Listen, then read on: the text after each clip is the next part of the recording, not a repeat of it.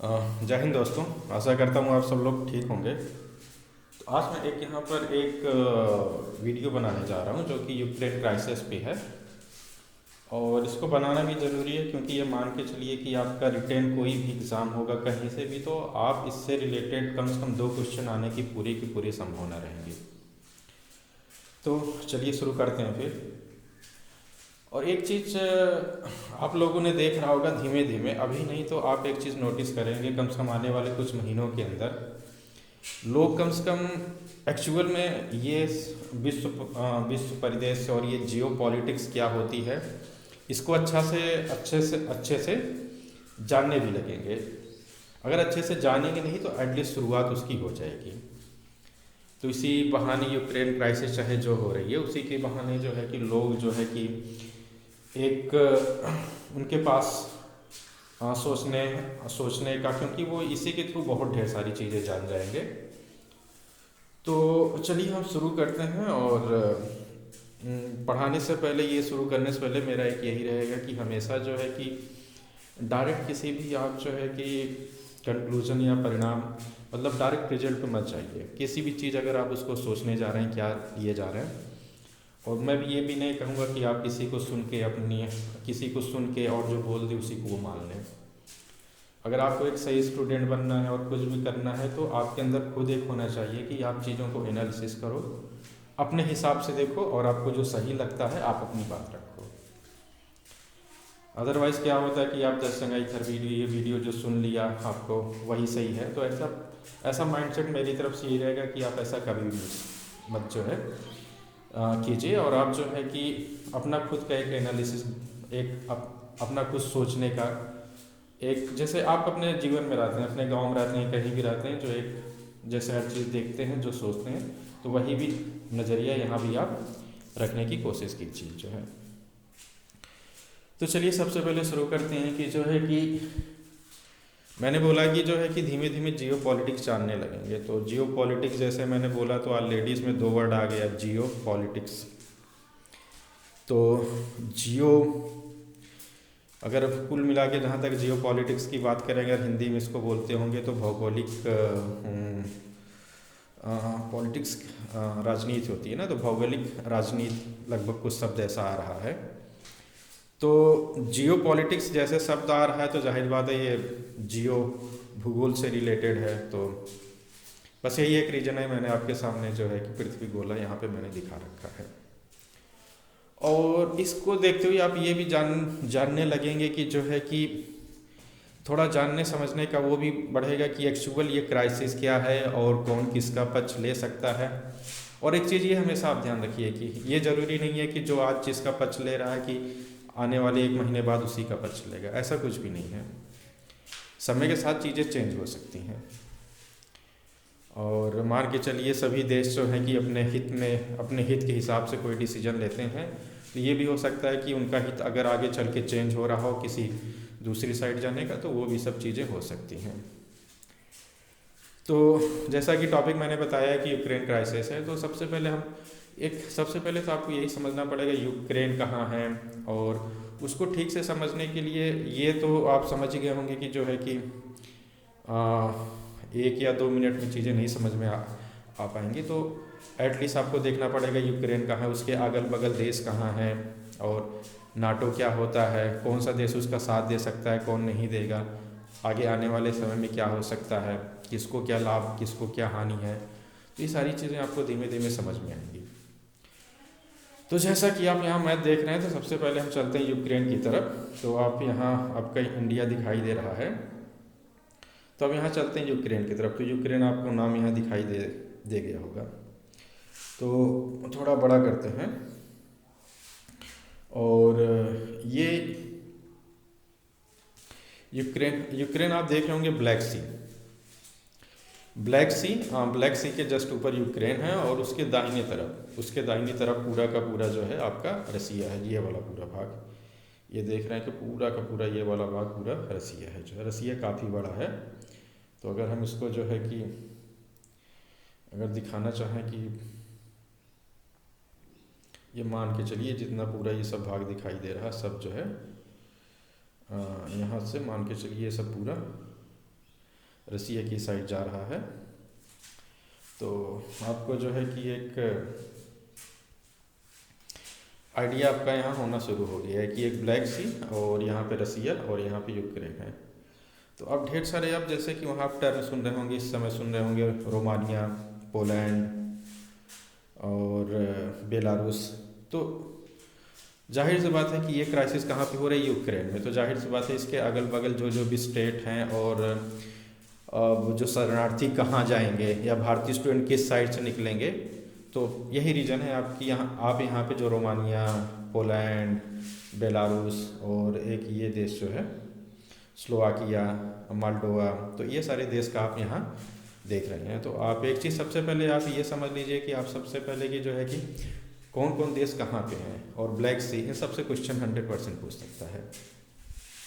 और यूक्रेन आपने देख लिया, दूसरी साइड पूरी रसिया है, ऊपर बेलारूस है, और इसके जो है कि वेस्ट में जो है कि पोलैंड है, स्लोवाकिया, मोल्डोवा, रोमानिया, और नीचे की तरफ जो है कि ब्लैक सी है। और अब जैसा मैंने बताया था कि जियो पॉलिटिक्स, अब जियो पॉलिटिक्स में हम थोड़ा आते हैं, तो आपको थोड़ा सा ये देखना चाहिए आप कहाँ ये पृथ्वी में किस पोजीशन पे है। तो आपका इंडिया यहाँ है, और अब आपको एक आइडिया लग रहा होगा कि जो है यूक्रेन, रसिया और ये सारी चीज़ें कहाँ पे हैं। तो आपको एक चीज़ मान के चलिए, भूगोल का ही बहुत ज़्यादा इम्पोर्टेंस यहाँ पे आ रहा है। भूगोल का इम्पोर्टेंस कैसे आ रहा है कि ऊपर की तरफ जैसे आप जो है कि पोल की तरफ जाते हैं, उधर ठंड बढ़ने लगती है। और अगर आप रसिया को देखें, अगर ये कहीं से व्यापार करना चाहता है तो ये अपने उत्तरी साइड से ये करेगा। तो ये मान के चलिए ये वाला जो भी पोर्शन है यहाँ पे, एक बार मैं इसको पूरा लाल दिखा देता हूँ।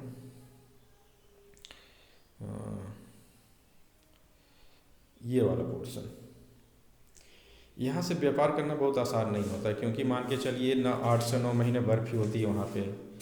तो रसिया के लिए क्या सबसे ज़्यादा ज़रूरी है, अगर उसको पूरे वर्ल्ड के साथ कनेक्शन रखना है और व्यापार रखना है, तो उसको किसी भी कीमत पे ये जो है कि इनका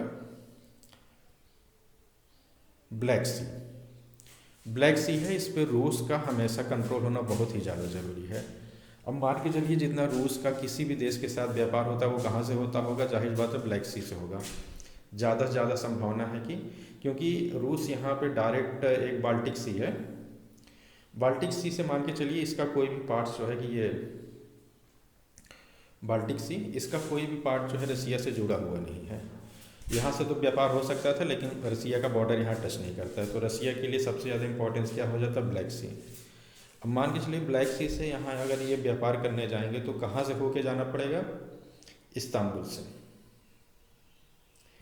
ये इस्तांबुल टर्की की राजधानी है। तो अब ये देखिए कि ये एक बीच में जो यहाँ बना हुआ है, यहीं से ये होके मेडिटेरियन सी में जाएंगे, मतलब ब्लैक सी जाएंगे, मेडिटेरियन सी यहाँ पे एंट्री करेंगे, और मेडिटेरियन सी, ब्लैक सी, मेडिटेरियन सी आए।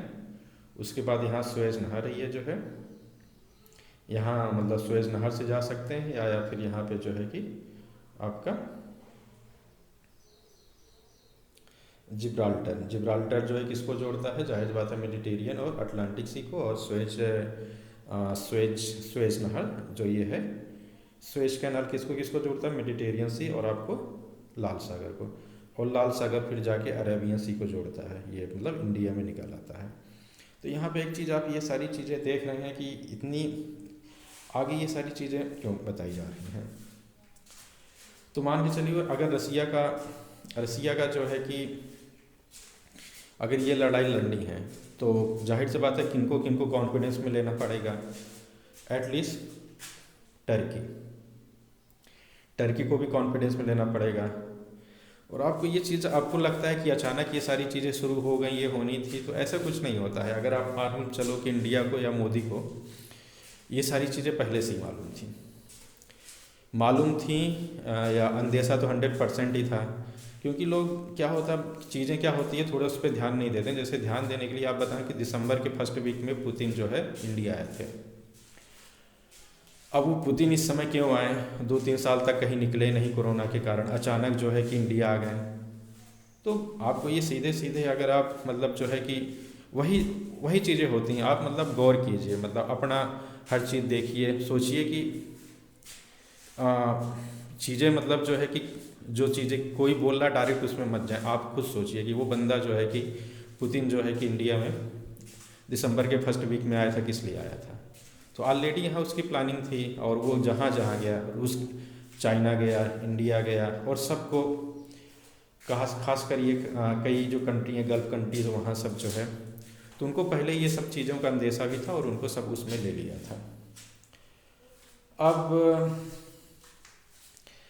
अब होती है कि एक्चुअल अब इस समय जो कि एट द मोमेंट क्या सारी चीज़ें चल रही हैं कि रूस, प्रॉब्लम तब हो जाती है कि दोनों पक्ष को अगर आप डायरेक्ट सही सुने तो शायद जो है कि आपको एक एक्चुअल चीज़ें क्या हो सकती हैं, किस मतलब क्या सही क्या गलत, सही गलत तो कुछ होता नहीं है, लेकिन जो भी एक पक्ष जो है कि दोनों का आपको मालूम होना चाहिए। अब युद्ध जैसा कि कुछ लोग बोल रहे हैं युद्ध या किस टाइप की युद्ध, लेकिन इस समय क्या हो रहा है कि एक नरेशन लोग अपना जो है कि सुनाने को व्याकुल हैं, मेरा ही बात सुनो, मेरा ही पक्ष सुनो, दूसरे का पक्ष मत सुनो, जो हम बोल रहे हैं वही सही हैं। तो मैं जो है कि आपको हमेशा बोलूँगा कि ऐसा मत करो, आप दोनों पक्ष सुनो। अभी जैसा एक तरीके से बता दिया जा रहा है कि पूरा युद्ध रसिया ने पूरा जो है कि अटैक कर दिया, पूरा यूक्रेन को ले रहा है। लेकिन अगर इसको आपको मानना है, लेकिन उससे पहले रसिया क्या कर रहा है एग्जैक्ट, उसने क्या किया है, तो रसिया ने जब भी यहाँ पे यूक्रेन में आया, उसने हमेशा क्या बोला कि वो स्पेशल मिलिट्री ऑपरेशन करने जा रहा है। ध्यान रखिए कि ये सब सारी चीज़ें जब बोली जाती हैं इसमें स्पेशल मिलिट्री ऑपरेशन, इसने स्पेशल बोला है, एक वर्ड जोड़ा है स्पेशल, तो उस वर्ड का मतलब क्या होता है, कहीं ना कहीं से वो चीज़ें रिलेट होंगी। तो उसने सीधे बोला कि भाई मैंने यूक्रेन पर अटैक नहीं किया है। उसने एक अपना पॉइंट बनाया कि जैसे कि यूएन यूनाइटेड नेशन होता है, तो उसका कोई क्लॉज 7 होता है, उस क्लॉज 7 में आप जो है कि किसी देश में इंटरफेयर किस कंडीशन पे कर सकते हो, उसी को वो करते हुए इसने 2 स्टेट को इसने जो फ्री कर दिया था, ये बोल के कि यहाँ के लोग आज़ादी चाहते हैं, और उस बेसिस पे जो है कि इसने इसको स्पेशल मिलिट्री ऑपरेशन किया।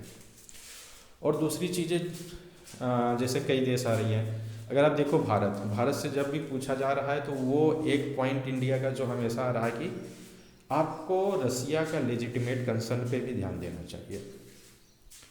लेजिटिमेट कंसर्न मतलब उसकी जो उसकी वैध बातें हैं, वो जो कुछ कहना चाहता है, तो उस पर भी आपको जो है कि ध्यान देने की ज़रूरत है। अब इंडिया अभी तक न्यूट्रल रहा है, क्यों न्यूट्रल रहा है, तो उसके पीछे जाहिर बात है कि इंडिया का अपना पॉइंट होगा। इंडिया का तो कई पॉइंट हो सकते हैं, लेकिन उसमें से एक पॉइंट तो ये है कि हमेशा जो है रूस ने भारत का साथ दिया, जैसे आपने ऑलरेडी 1971 और टाइम टेस्टेड फ्रेंड, ये सब सारी चीज़ें आपको मालूम ही है, तो वो रीज़न है। और दूसरी चीज़ें ये है कि जो है कि जो ये सारी चीज़ें चल रही हैं, अब सब जगह की कंडीशन थोड़ी अलग अलग होती है, लेकिन एक तरीके से आप यही भी समझ लीजिए कि आपने इन सब के बीच एक वर्ड बहुत ज़्यादा सुना होगा, NATO, north Atlantic treaty organisation. शुरुआत में देखो कि ये सब जो नाटो एक बना था, नाटो में कौन कौन है, नाटो में मान के चलो कि जो सबसे बड़े विकसित देश हैं सब सारे हैं। ये आप सबसे पहले एक जो है कि जाके देख लो कि अमेरिका कहाँ है, तो ये अमेरिका यहाँ बैठा है, ये पूरा अमेरिका है, ये अमेरिका है, यूनाइटेड स्टेट है, ये आपका नॉर्थ अटलांटिक है, और ये पूरा जो आपका यूरोप है। तो मान के चलिए कि जितने नाटो में लगभग सारे यूरोप के सारे डेवलप्ड कंट्री जो हैं, लगभग इस समय 30 देश हैं, 30 देश हैं जो हैं, और उसमें जो भी आपको नाम दिखाई दे रहा है, यूनाइटेड किंगडम मतलब जो है Britain, France, Spain, Italy, Germany, Poland, ये सब तो हैं ही। इसके अलावा जो है कि अमेरिका है, कनाडा है, और जापान है, ऑस्ट्रेलिया है, तो ये सब चीज़ें हैं। और एक सोचने वाली बात है कि एक और कंट्री है टर्की। अभी मैंने टर्की का आपका एक डिस्कशन किया था कि जो है कि टर्की भी नाटो में है। तो ये सब चीज़ें करने से पहले देखो वही कि टर्की भी एक तरीके से नाटो का पार्ट था, लेकिन और सब देशों ने जैसा रिस्पांस किया है, जैसा उस तरह टर्की ने नहीं दिखाया है। तो जाहिर सी बात है कि रसिया ने एक सही समय का वेट किया, क्योंकि हो क्या रहा था कि नाटो में धीमे धीमे इनका सबका प्लान था कि जो है कि रूस को किसी तरह हैंडल करने का। तो ये जितने भी देश आ रहे थे इनको सब नाटो में शामिल किए जा रहे थे, और एक बार आप नाटो में शामिल हो गए तो जाहिर सी बात है कि रूस के लिए बहुत ज़्यादा दिक्कत थी। उसका कंसर्न यही है कि भाई आप धीमे धीमे, पहले तो तुम 16 कंट्री को शामिल किए, तब धीमे धीमे 30 कंट्री को ले लिए हो। पहले पोलैंड नहीं था, ऑस्ट्रेलिया नहीं था, रोमानिया नहीं था, सबको तुमने मिला लिया। अब भाई तुम अब नाटो में मिलने का मतलब ये हो गया कि मान के चलो तुम्हारे सारे पड़ोसी जो हैं अमेरिका से मिल गए, कल हल्का सा अनबन हुआ पड़ोसी के साथ और गोलीबारी हुई, तो उस कंडीशन में पूरा नाटो उसके पक्ष में साथ दे सकता है। तब तो आपके लिए तो बहुत ही ज़्यादा दिक्कत बात है। नाटो कैसे करता है, एक बार वो हो गया फिर मतलब जो है कि जो जो उसके देश के मेंबर बन गए फिर वहाँ जाकर अपना सेना उतारनी शुरू कर देगी, सेना रखना शुरू कर देगी, मिसाइल रख सकती है, न्यूक्लियर बम भी रख सकती है, अगर जो है कि नाटो मतलब उसका मेंबर उसको हाँ बोल देता है। तो रसिया का ये वास्तव में उसका बहुत ही बड़ा जो है कि एक उसके लिए दिक्कत वाली बात थी। तो रसिया का वही है कि भाई जो है कि आप मेरे सर पे आके बैठ जाओगे और यहाँ मिसाइल सेना उतार दोगे तो हमारे लिए तो बहुत ज़्यादा दिक्कत हो जाएगी। तो रसिया का यही पॉइंट है कि भाई हमारे अस्तित्व का सवाल है। अगर ये सब चीज़ें अगर आपको ठीक से थोड़ा वो करनी है तो ये मैं तो यही कहूँगा कि जो पुतिन का, अगर पुतिन के जो जो मतलब इस समय एक एक घंटे के उसके जो स्टेटमेंट आए हैं, जो उसने बोला है, एक एक घंटे आधे घंटे के कहीं आए हैं, वहाँ से जाके अगर उसकी आप बात सुनोगे तो आपको एक सही जो है कि उनका व्यू मिलेगा, वो कहना क्या चाहते हैं। अदरवाइज़ आप जो है दूसरे तीसरे पर्सन से सुनेंगे तो एग्जैक्ट आपको वो कहना क्या चाहते हैं उसकी मीनिंग नहीं निकल पाएगी। मैं भी कहूँगा कि आप मेरी बात ना सुनिए, जाके पुतिन का वो क्या पॉइंट ऑफ व्यू रखना चाहता है आप उसको जाके देखिए। तो उसमें उसने पूरा चीज़ों को डिटेल में बताया, उनका क्या कंसर्न है। और लगभग कुछ बात भी सही है कि मान के चलो अब श्रीलंका ही हो गया, मालदीव हो गया। श्रीलंका कहाँ है, अगर मैं बताऊँ कि आप इंडिया का मैप देखिए, ये श्रीलंका है और मालदीव कहाँ है। मालदीव यहाँ जो है आपका, ये मालदीव है, ये श्रीलंका या मालदीव। इंडिया देखो जो ये आपका इंडिया, ये तमिलनाडु वाला भाग है। कल चाइना यहाँ पे आके मिसाइल, इनको अपने बोल रहे हैं कि हमारे ग्रुप में शामिल हो गए, भाई हम यहाँ पे अपना सेना रखेंगे, मिसाइल रखेंगे, तो आप अलाउ करोगे? नहीं करोगे, आपको कुछ ना कुछ करना पड़ेगा, वरना चाइना आपको दबोच देगा। क्या कर लोगे फिर? तो सब जगह की अपनी एक अलग अलग विशेषता होती है, अलग अलग कंडीशन होती है, तो उसी हिसाब से कुछ वैसा उन्हीं के साथ है। ये आप धीमे धीमे क्या करना चालू कर दिए कि जो है कि आप एक के बाद एक उन बंदे को नाटो में शामिल करते गए। अब हमारे साथ में बैठ गए, भाई यूक्रेन को भी तुम शामिल कर लो जो है। तो उसका कुल मिला के रसिया का यही पॉइंट था कि भाई आप ऐसा करो यार कि ये चीज़ मत करो, हमेशा से बोलता आ रहा है। लेकिन इनका क्या है कि इस साइड वाले जो हैं कि नाटो, इनको है नहीं, फैलाते रहो, बस एक चीज़ पकड़ लेंगे, वहाँ के लोग करना चाहते हैं तो तुम क्यों रोक रहे हो? भाई वहाँ के लोग करना चाह रहे हैं, लेकिन हमारे ऊपर अगर इसका अस्तित्व का खतरा आ जाएगा तो हम क्या करेंगे? तो अब चीज़ें जो है कि तो इस समय एग्जैक्ट अभी जो है कि माहौल क्या चल रहा है, तो आप यहाँ पे एक देख रहे होगे कि अगर आप बारीकी से सब सारी चीज़ों को देखो तो गलतियाँ जो हैं कि यहाँ पे एक ही रास्ता है कि जो है कि थोड़ा बैठ के बात कर लें जो है, और तो शायद उसका कुछ हल निकल सकता है। लेकिन एक्चुअल में चल क्या रहा है कि जो है कि यहाँ पे यूक्रेन में जो है कि इनका एक प्रो यूएसए कह सकते हो, प्रो नाटो या प्रो वेस्टर्न जो है कि लीडरशिप है, जेलेंस्की जिनका नाम है जो है। तो उनकी गवर्नमेंट की तरफ से हमेशा कहा जा रहा है कि हमने इतने रूसियों को मार दिया है। मतलब कई चीज़ें उनकी तरफ से भी गलत हो रही हैं कि वो एकदम दिखाना चालू कर दिए हैं कि जैसे कि एक इन्होंने डिसीजन ले लिया कि जितने भी यूक्रेन में रूस रहते हैं उनका पूरा संपत्ति या प्रॉपर्टी जब्त कर लो, वो सब कर लो। और हमेशा बहुत गर्व के साथ दिखा रहे हैं हमने इतने रूसियों को मार दिया, 6000 5000। लेकिन रसिया की तरफ से एक पॉइंट आ रहा है, वो कभी भी इतना बहुत ज़्यादा गर्व से नहीं दिखा रहे हम इतने को मार दिए, इतना मार दिए। रसिया की तरफ ये सारी चीज़ें नहीं हो रही हैं। रसिया का लेजिटिमेट कंसर्न है और यूक्रेन की तरफ से बताना जा रहा है कि वो यूक्रेन को पूरा हड़पना चाहता है। तो इसीलिए बोलता हूँ दोनों बात सुनो। रसिया सीधे सीधे बोल दिए भाई हमको यूक्रेन नहीं चाहिए, हम यूक्रेन वो हम इतने, जाहिर सी बात है इतने लोगों को मतलब तुम कंट्रोल में भी नहीं कर पाओगे, उनको बहुत अच्छे से मालूम है। उनका जो कंसर्न है कि हमारा जो है कि यहाँ पे आप नाटो में आपको नहीं जाना है, आप चले जाओगे मेरे लिए दिक्कत हो जाएगी, कल आके नाटो में रख दोगे, उनकी सेना मिसाइल न्यूक्लियर वार सब कुछ न्यूक्लियर बम रखना चालू कर देंगे तो हमारे लिए दिक्कत है। तो उनकी बात सुनने को तैयार नहीं। और ये जो है कि कंडीशन क्या है कि वहाँ की जो है कि इनको सपोर्ट करने वाले बहुत हैं लेकिन कोई मैदान में नहीं उतर रहा है। सब जो है कि इनको बस बोलना है कि जाओ तुम, एक तरीके से कह सकते हो कि जो है कि नाटो या यूएसए के मतलब जो बोला जा रहा है वही है, उन्हीं के कहने पे चल रहे हैं। और एक जो है कि डेमोक्रेसी उनको बोल दिया, डेमोक्रेसी हमेशा करते रहो जो है। लेकिन ऐसे काम नहीं चल सकता, जब तक दोनों बैठोगे नहीं, रसिया का भी एक कंसर्न है उसका सुनना पड़ेगा, नहीं करोगे तो ये चीज़ें बहुत ही गलत डायरेक्शन में जा सकती हैं। और एक दूसरी चीज़ ये कि हमेशा यह दिखाना हमने इतने रूसियों को मार दिया, रूसियों की संपत्ति हड़प लो, आप इसका साफ साफ दिखा रहा है कि आपका मोटिव क्या है। मोटिव आपको एक इस साइड जाना चाहिए, आप रूसियों को भी इतना गंदे तरीके से मत दिखाइए। और रूस का भी जो ये चित्रण को पूरा हड़पना चाहता है, वो हड़पने की उसकी औकात भी नहीं है। आप उतने बड़े एरिया को 4 करोड़ की जनसंख्या है, उसको कैसे आप वो कर लोगे। उनको बहुत अच्छे से मालूम है, उनका सीधा सीधा है कि जाहिर सी बात है कि जो उनका रूसी जो आप ये वाले पोर्शन देख रहे हैं, जो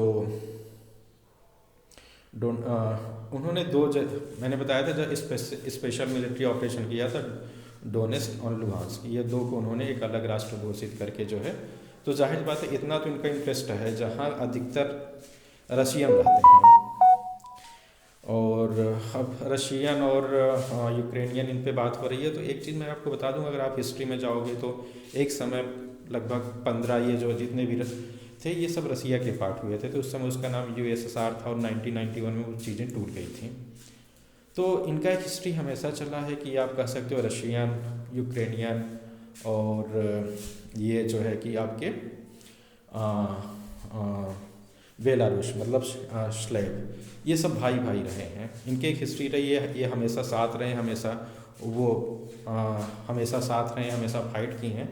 तो रूस कभी नहीं चाहता कि जो है कि रूस हमेशा उसकी अगर सुनता उनके लोगों को सुनो, वो हमेशा बता रहा है कि हम भाई भाई हैं।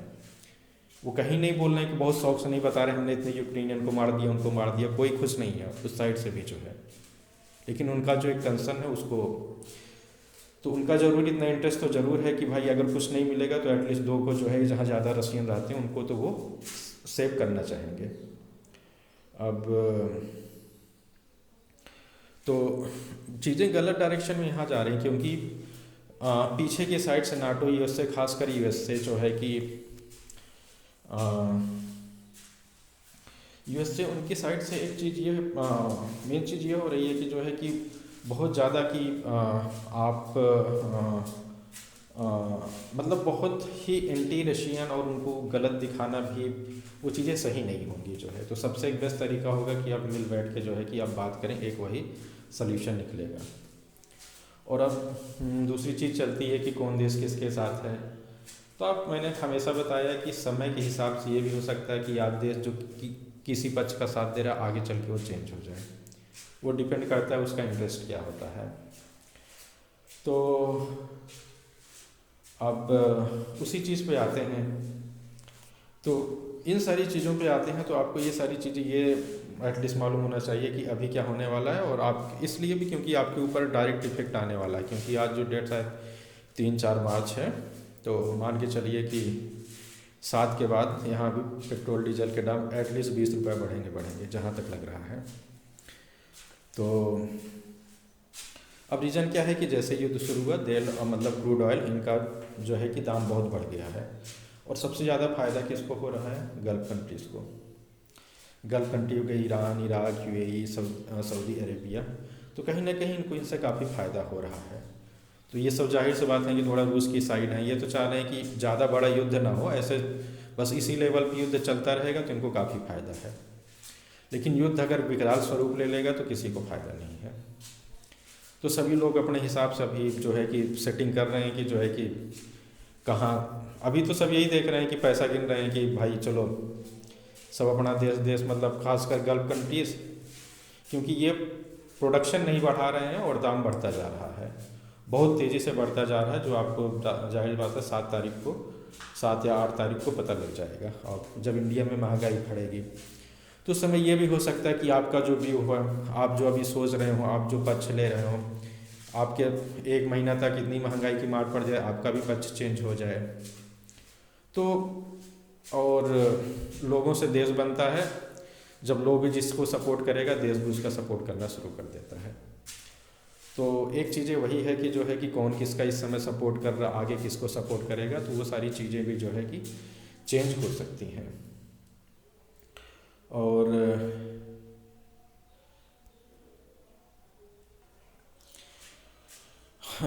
जैसा मैंने बताया कि जो है कि एक विकराल स्वरूप ले सकता है, आगे क्या पॉसिबिलिटीज़ हैं, क्योंकि अभी तो मान के चलो जिस लेवल पे युद्ध चल रहा है कई देशों को फ़ायदा हो रहा है, तो लॉन्ग समय पे तो अगर चलता है तो भी उनको उतना दिक्कत नहीं है, लेकिन वास्तव में कई देश को काफ़ी नुकसान हो रहा है, जैसे कि इंडिया। अभी आपको नुकसान नहीं समझ में आ रहा, आपको जो 4-5 दिन बाद जो है चीज़ें समझ में आनी शुरू हो जाएंगी। अब आ रही हैं कि एक मैंने बोला विकराल स्वरूप ले सकता है। तो अगर आप पूरा एक स्ट्रेटजी आपने यहाँ देखा होगा कि रूस ने सीधे बोल दिया कि अगर कोई दूसरा घुसा यहाँ हम न्यूक्लियर वार कर देंगे। तो अब युद्ध कब तक ये यूक्रेन में इनकी सेना रहेगी क्या है, तो ये जाहिर सी बात है कि उनका सीधे सीधे है कि जब तक हमारा जो है कि हमारी बातें ना मान ली जाती, हमको यूक्रेन नहीं चाहिए, लेकिन ये आप चीज़ें जो है कि लिख दो कि हाँ नाटो ये सब चीज़ नाटो में शामिल नहीं होगा और यहाँ पे इनकी सबकी सेना नहीं रहेगी जो है। तो अगर नहीं मानी गई तो अब वही उसका है कि किसी तरीके से अपना सैन्य बल बढ़ा रहा है। और इस समय जो है कि रसिया को अगर आप ध्यान से देखो तो इसको स्ट्रेटजिक जो लोकेशन है कि शुरू में ही एट द मोमेंट उसने क्या किया कि पूरे एयर स्पेस पे कब्जा कर लिया है। एयर स्पेस पे कब्जा करने में रसिया को 2 दिन से ज़्यादा नहीं लगा, सब कुछ ध्वस्त करके एयर स्पेस कब्जा कर लिया। तो मान के चलो वो किसी भी बिल्डिंग कहीं भी किसी को कभी भी उड़ाना चाहे वो उड़ा सकता है। तो उतना तो अब जाहिर सी बात है कि इतना कब्जा करे, कुछ कैजुअलिटी तो होंगी जो है। तो उसका जो है कि अब मान के चलिए कि विकराल स्वरूप क्या कंडीशन है, क्या ले सकता है।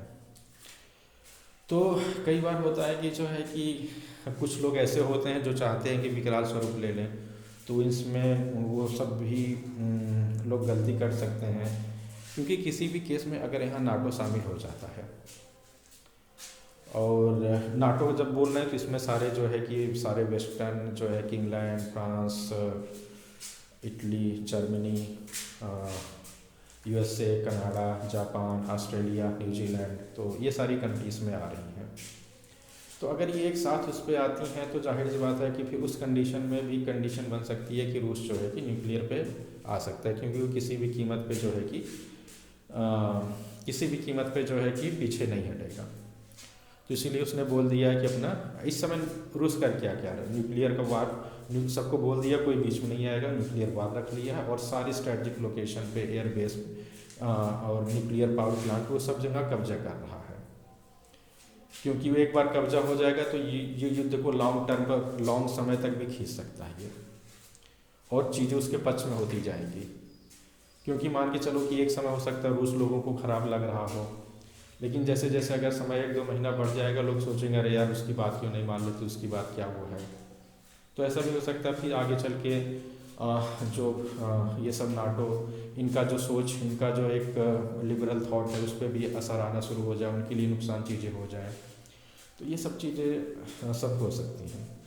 लेकिन विकराल स्वरूप का एक कंडीशन ये भी हो सकता है अगर वो इंटरफेयर करते हैं। तो आपको एक चीज़ यहाँ मालूम होगा कि आप जो है कि चाइना, देखो मैं उठ के अब चाइना पे आ रहा हूँ, आप यहाँ एक ताइवान है, ये और चाइना भी ताइवान के फेर में है। अगर इस साइड ये मोर्चा खोल दिया तो जाहिर सी बात है कि वास्तव में ये चीज़ें काफ़ी जटिल हो जाएंगी। और जैसे मैंने बोला कि जियो पॉलिटिक्स की मैं बात करने जा रहा हूँ। जियो पॉलिटिक्स अब आपको समझ में आ रहा होगा जब मैं जियो पॉलिटिक्स कर रहा हूँ। तो अब जियो मतलब पृथ्वी, पृथ्वी मतलब यही आपको जो ये आपको एक तरीके से ब्लॉग में दिखा रहा हूँ, घुमा घुमा के मैं इन सारी चीज़ों को दिखा रहा हूँ। तो अब आपको ये समझ में आने लग गई हैं कि वो जियो वर्ड क्यों यूज़ किया जाता है। क्योंकि आप देख रहे हो कि हर जगह जो है कि हर जगह क्या पहाड़ है, कहाँ क्या सागर है, जाने का रास्ता किस साइड से हो सकता है, ज़्यादा समय बर्फ़ किधर पड़ी रहती है, कौन सा रूट सही है, तो उसका ही बहुत ज़्यादा इम्पोर्टेंस होता है। यूक्रेन, जाहिर बात है भौगोलिक परिस्थिति के कारण ये सारी चीज़ें हो रही क्योंकि वो रूस के पास है, अमेरिका यहाँ इतना दूर है। तो इससे ज़्यादा सबसे ज़्यादा नुकसान होने वाले देश कौन होंगे? जो इसके पास हैं, यूरोपियन कंट्री। अगर ओवरऑल देखो तो इकोनॉमिकली तो रूस कि ज़्यादा नुकसान जिनको हो रहा है कि जो यूरोपियन कंट्री और इंडिया जैसी कंट्री, इनको बहुत ज़्यादा नुकसान हो रहा है। तो और सबसे ज़्यादा फ़ायदा किसको हो रहा? गल्फ कंट्रीज़ हो गया, यूएसए को भी आगे आने वाले समय में फ़ायदा हो सकता है क्योंकि इनका व्यापार यूरोप के साथ काफ़ी बढ़ सकता है। तो समय के साथ अगर ये ज़्यादा समय तक खिंचता है तो ये भी कोई गारंटी नहीं है कि यूरोपियन देश भी ज़्यादा समय तक हो सकता है कि उसमें से कोई लीडर निकल के आ जाए और बोले कि नहीं नहीं भाई, रसिया से भी बातचीत करनी सही है, उनका भी कंसर्न हमें सुनना भी चाहिए। तो चीज़ें पॉसिबल हैं, पॉसिबिलिटी बहुत है यहाँ इन सब चीज़ों का। और एक दूसरी चीज़ मैं बताऊँ, जैसा कि हाँ, एक आपने न्यूज़ सुनी होगी कि ये पाकिस्तान प्राइम मिनिस्टर इमरान खान जो है कि जिस दिन रूस ने अपना जो स्पेशल मिलिट्री ऑपरेशन चालू किया उसी दिन वहाँ पे इमरान खान गए थे। तो लोगों के बोला कि भाई इस बंदे का अलग लेवल है, ये वहाँ पहुँच गया। चलो एक बात आप मान लेते हैं, चलो इसका लेवल जो है जो भी होगा, जो है कि गया क्या सही कर रहा होगा, लेकिन पुतिन के साथ या रसिया के साथ आप चीज़ों को हल्के में नहीं ले सकते, क्योंकि उसके साथ जो है कुल मिला के 1 घंटे की बातचीत जहाँ तक थी, और जहाँ तक थी 3 घंटे बातचीत चली। तो जिस दिन इन्होंने जो है कि एक तरीके से आक्रमण या स्पेशल मिलिट्री ऑपरेशन स्टार्ट किया, उसी दिन जो है कि आप पाकिस्तान के प्राइम मिनिस्टर से 1 घंटे के बजाय 3 घंटे बातचीत करते हो, तो आप उस सब चीज़ों को आपको देखना पड़ेगा, ध्यान देना पड़ेगा। तो रसिया का भी एक चीज़ क्या मिल सकता है कि अभी रसिया का क्या है कि पूरा का पूरा जो व्यापार चलता है, रसिया के पास क्या गैस है और ऑयल है। जैसे गल्फ कंट्री के पास जो है कि ऑयल बहुत ज़्यादा है, तो रसिया के पास ऑयल और जो है गैस बहुत ज़्यादा है और इनका बहुत ज़्यादा यूज होता है। आप मान के चलिए गैस का यूज़ कहाँ होता है, अब मैं आपको बताता हूँ।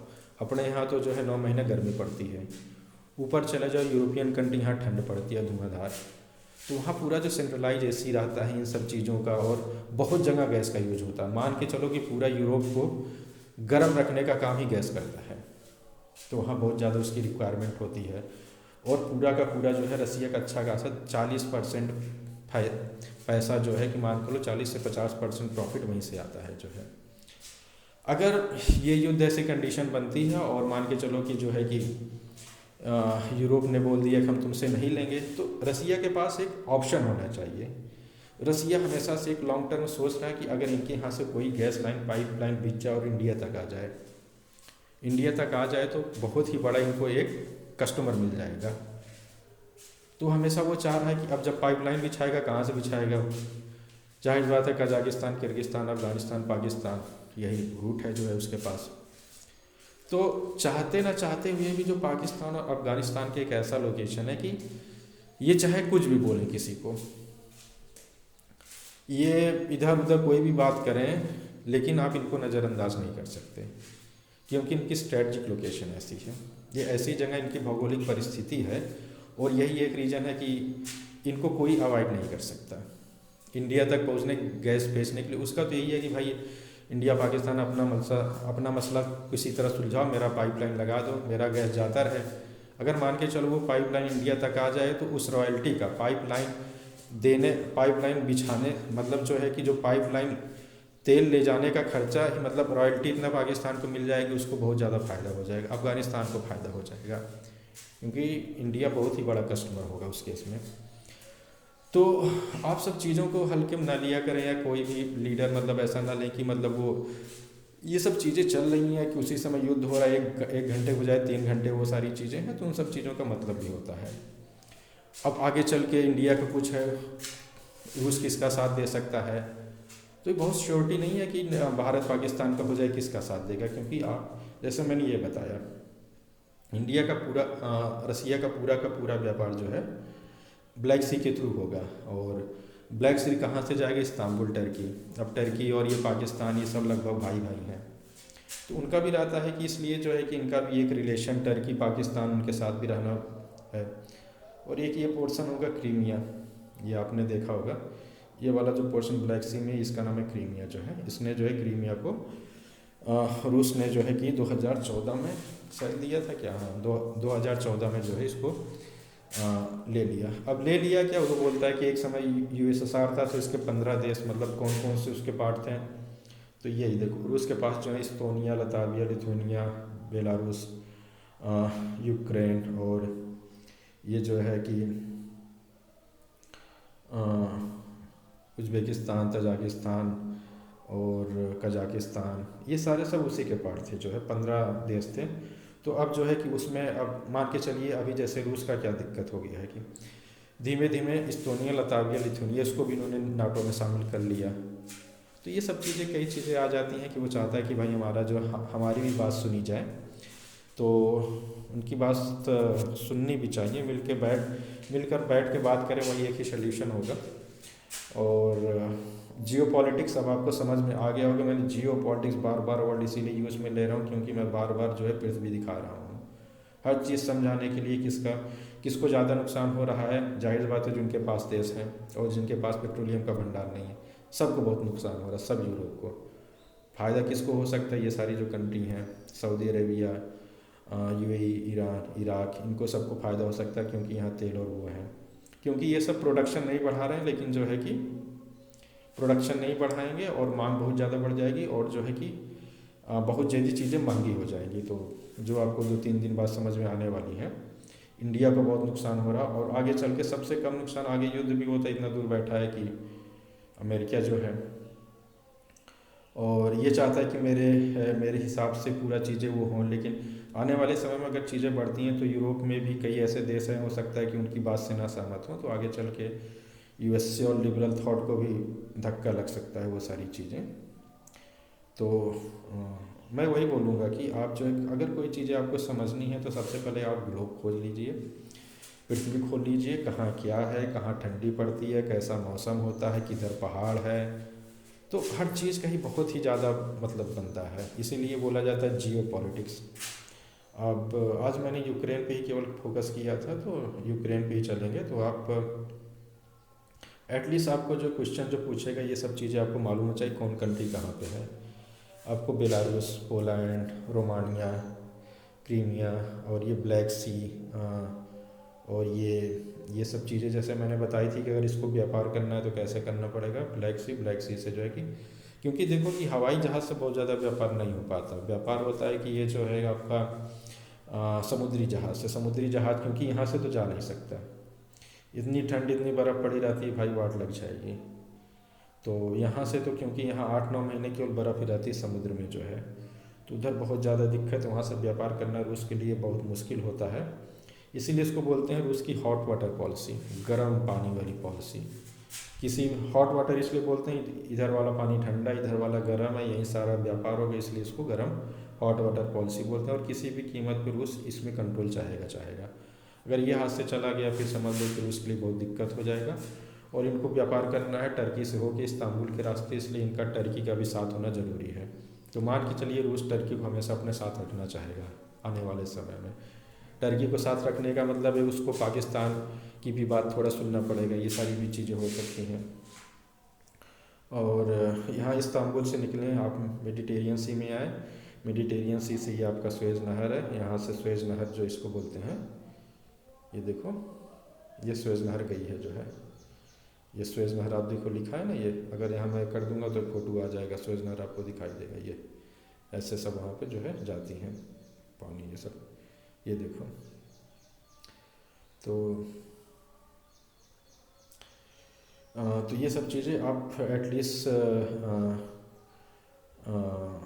जो है कि मेडिटेरियन सी और रेड सी और ये ब्लैक सी, इधर एक दूर है, ये तो कैस्पियन सी है, यहाँ समुद्र का पानी इकट्ठा हो गया, मतलब जो है कि पृथ्वी जब बनी कैसे बनी उसके आधार पर ये पानी इकट्ठा हो गया। कैस्पियन सी चारों तरफ लैंड लॉक्ड है, मतलब इससे डायरेक्ट समुद्र से कोई कनेक्शन नहीं है, लेकिन ब्लैक सी का है।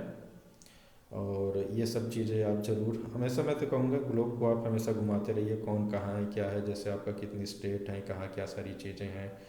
ये हिमालय हो गया। अब थोड़ा यहाँ भी एक चीज़ जैसे मैं आपको बता दूँ कि जो है कि ये अब तिब्बत को क्यों चाइना लेके बैठा है। यहाँ पे आप देख रहे हो इंडिया के पास पानी कहीं दिखाई दे रहा है, कुछ भी नहीं है, लेकिन यहाँ देख रहे हो तिब्बत में कितना पानी है।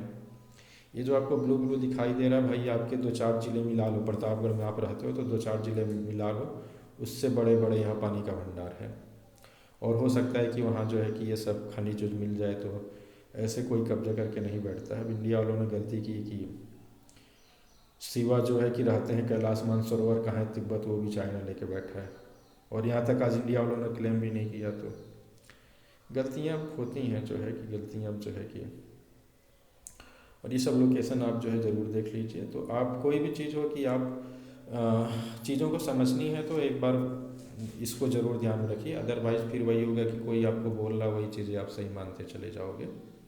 हमेशा आप दिमाग लगाइए कि अगर ताइवान के साथ कंडीशन होगी तो क्या होगी, कौन लड़ने आएगा इतना दूर चाइना से। एक यहाँ जापान पड़ा है, यहाँ पे है, कौन फाइट करने आएगा इससे, सब इतनी दूर दूर बैठे हैं। तो हर चीज़ों का उठना होता है। तो चलिए आप एक अच्छा मतलब जो है कि अपना दिमाग लगा के जो है कि अपना